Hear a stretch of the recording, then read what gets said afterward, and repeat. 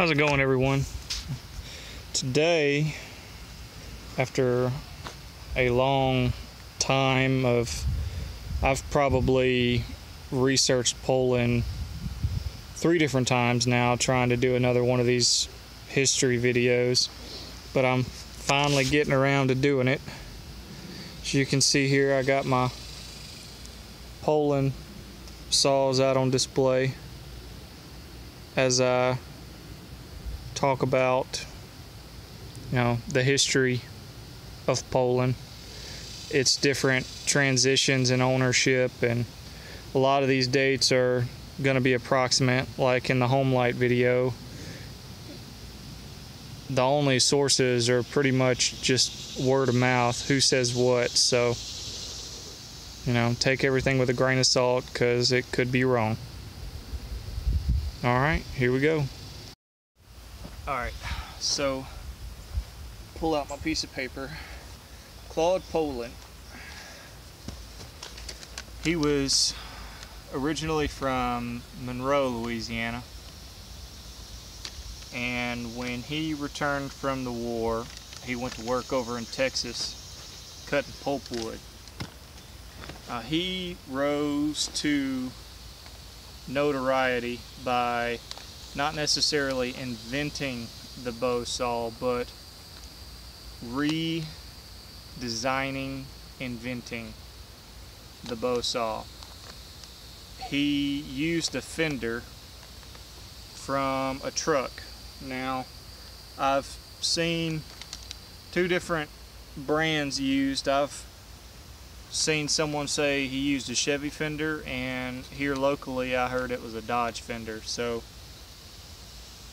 it's one of those things that, unless we knew somebody who knew Mr. Poulan and heard directly from his mouth, there's really no way to know. But he fashioned this fender into a bow guide, a smaller, more manageable bow guide for the 2-man saws. Right after that, he came out with one of the first 1-man bow saws, and that's pretty much what his company was founded on, was the big 2-man, the less bulky 2-man bow saw, and the single-man bow saws. And his company was launched around 1944. Now, no, that was in 1944 was when he redesigned the bow saw. It was 1946 is when he actually launched his company. Now, 1951 is when he actually started doing all of his design, his engines and stuff in-house. Previously, he had just been creating the chassis and using the engines that other manufacturers had designed, and he would just purchase those and put them in his own chassis that was developed in-house. In 1951 is when he actually started doing all the manufacturing in-house. Now, from 51 to 1959, he done really well. He had come out with a very good line of single-man saws. They were the old sand casts. They were really heavy, bunch of gear drives. Some of them were direct, and they were really well-built chainsaws. And he gained a lot of notoriety from that. And it took 2 years, but another Louisiana native, he's native here in Shreveport where I'm at, Mr. Charles T. Beard, he purchased Poulan Manufacturing, or the Poulan Manufacturing Company, Poulan Chainsaws. Now, from there, he moved the production from one facility, which was about 55,000 square feet, to an even larger facility, which was over 100,000 square feet right down the road from me. It's about 5 minutes up the road. And from there, they started getting, let's see, that was in this, let's see, it's 59 is when Charles T. Beard purchased it. So in the 60s, he started developing, like a lot of the other chainsaw manufacturers at the time, smaller, lighter saws. You know, the Homelight XL12, the 12-pound saw, come out in 1965. So Charles T. Beard was also experimenting with lighter saws at the same time. The 361s, the 401s, which were the 65cc saws, and they were launched mid-60s, and really only one saw made it out of the 60s, and that was the Poulan 361. It was produced well into the 70s, but through the 60s they done really well into the 70s. In 1974, yeah, 1974 was Texas Chainsaw Massacre. 1973 is when Mr. Charles T. Beard sold Beard Poulan, because Mr. Beard didn't want to rename the company, because Poulan was already a well-established company in the timber industry at the time. So he basically just hyphenated it, put his name in front of Poulan, Beard Poulan. I don't even know if there was a hyphen or a dash in there, but anyway, he named it Beard Poulan. 1973, he sold Beard Poulan to Emerson Electric, and Emerson Electric appointed him as the director of the Beard Poulan division of Emerson Electric. And then a year later, Poulan was featured on the Texas Chainsaw Massacre. It was a Model 245, or 245 chassis.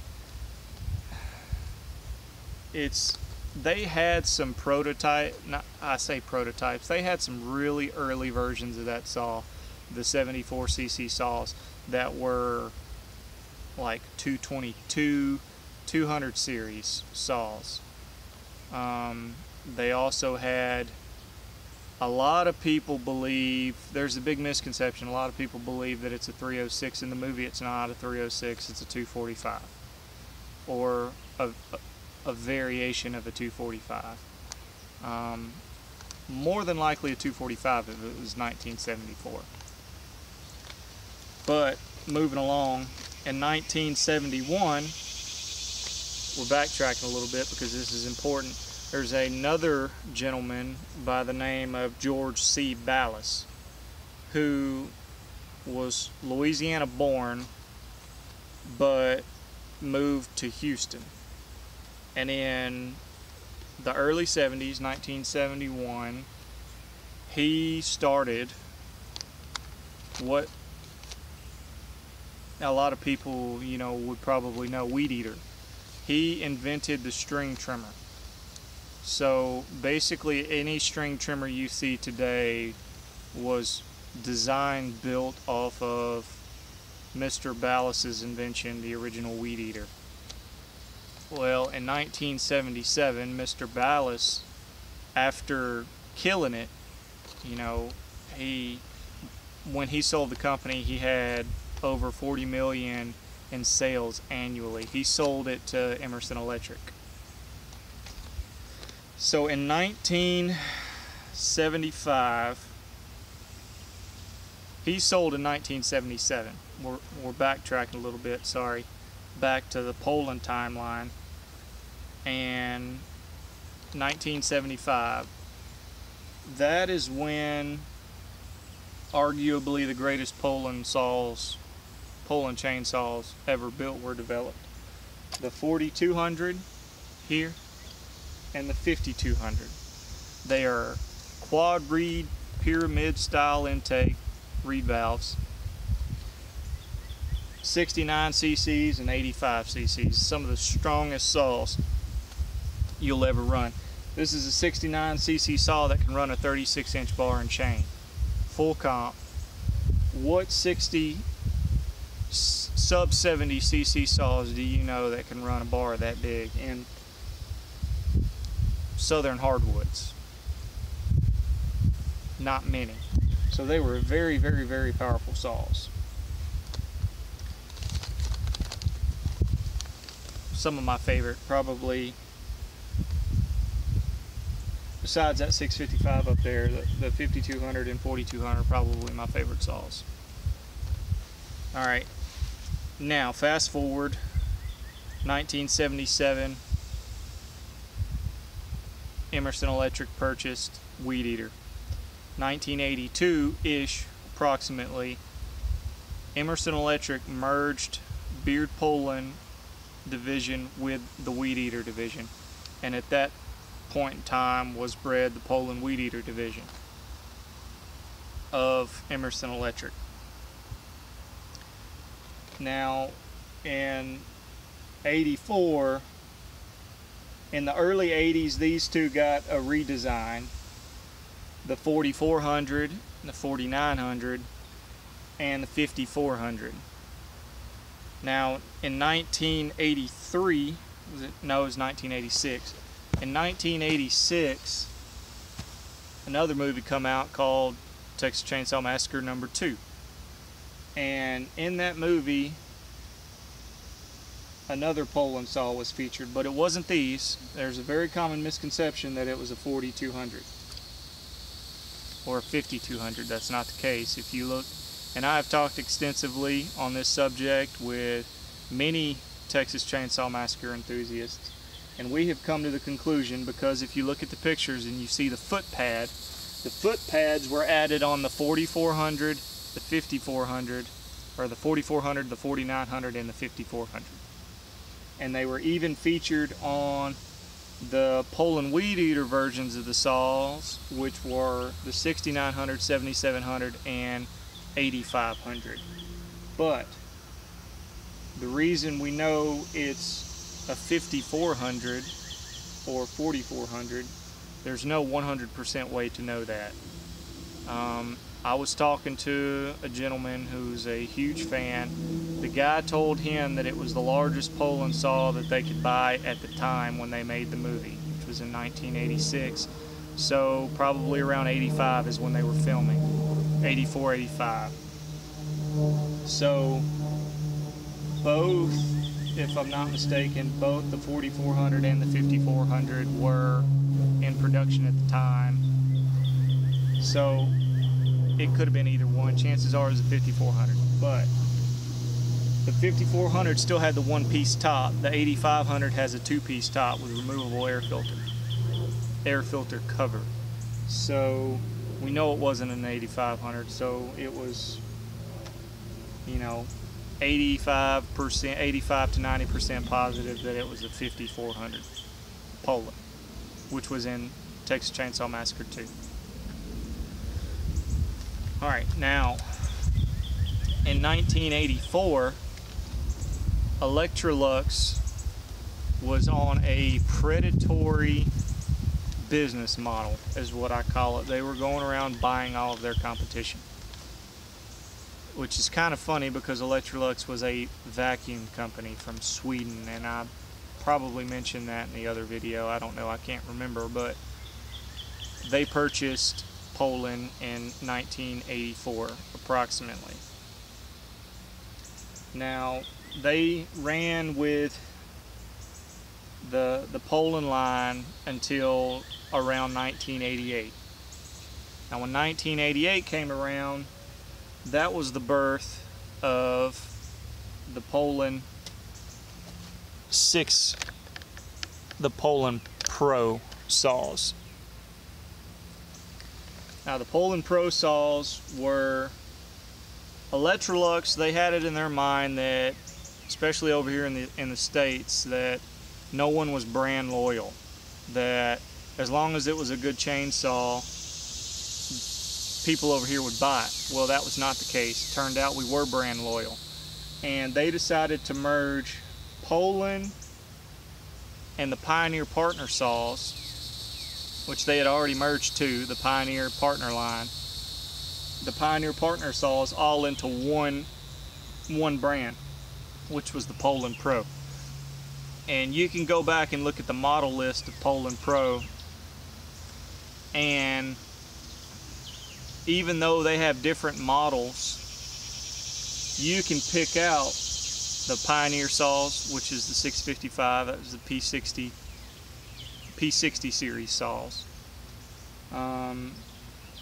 They discontinued these big quad reed saws. I don't know why. I really don't.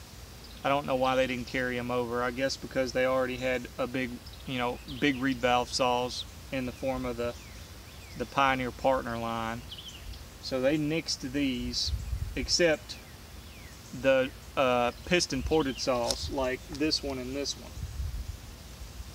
They kept those and nixed the big counter vibes. And you can see, if you look at pictures of all of them and pick out the Pioneers, the partner saws that were originally partner before they merged Pioneer and partner, and the Poulan saws.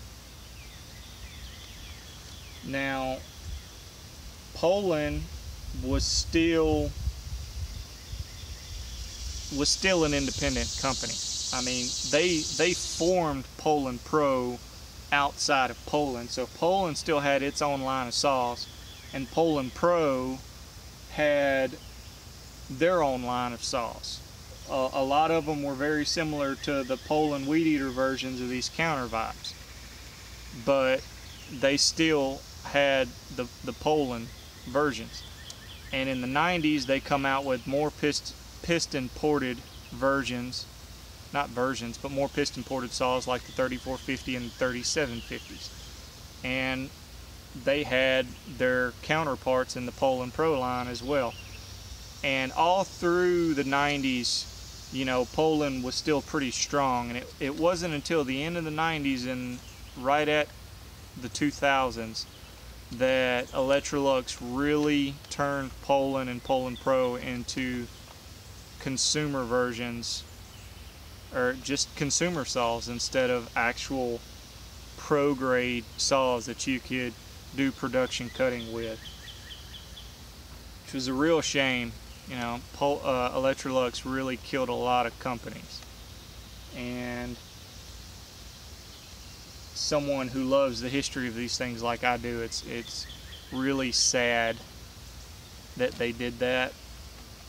But realistically, with the invention of machines and the accidents that came from using chainsaws in production,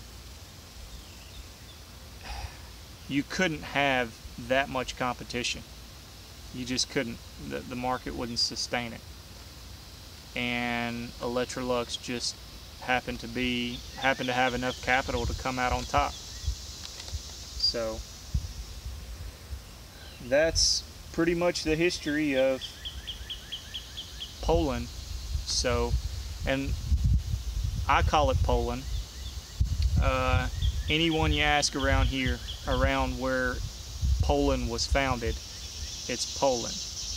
Now, depending on your accent, some may call it Poulan or Poulan, to each his own. But, I'm always going to know it as Poulan, and no one's going to tell me any different. It'll always be Poulan to me. So, if you have anything else to add, feel free to chime in the comments. Also, let me know which manufacturer you would like to see a video made of next. I know I've already gotten a lot of people wanting McCullough, but I can do anything. I know quite a bit about just about all of them. I know a decent amount about the Canadian saws, but if you're really into the Canadian saws, Mike Akers and another gentleman from Canada have a book, and that book has all of the chainsaws in it, or pretty much all of the chainsaws, the history of chainsaws. But they're write-ups on the American saws and some of the German saws and Swedish saws aren't quite as extensive as the Canadian saws. And my guess is just most of your information about each one of these brands is going to reflect how much information you can find out in the area. Since they're in Canada and they're from Canada, naturally they have contacts and they know a lot more about the Canadian saws than they do any of these others. So in my opinion, they don't do some of these other saws justice. These other saw manufacturers, like the American saws, justice, but that's just because, you know, they're from Canada. You know, their most detailed information is going to come from Canadian saws. So, but if you're into this kind of stuff and you haven't picked up the book yet, I highly recommend it. It's an amazing book. It's got awesome pictures in it. I enjoy looking at it and reading it. But hope y'all enjoyed. You know, hopefully I didn't get a whole bunch of stuff wrong, and if I did, feel free to correct me. But it's really hot out here, and I'm about to put these monsters up here and go back in my air-conditioned shop and start working on more saws. So hope y'all have a good one. Stay safe, and I'll talk to you next time.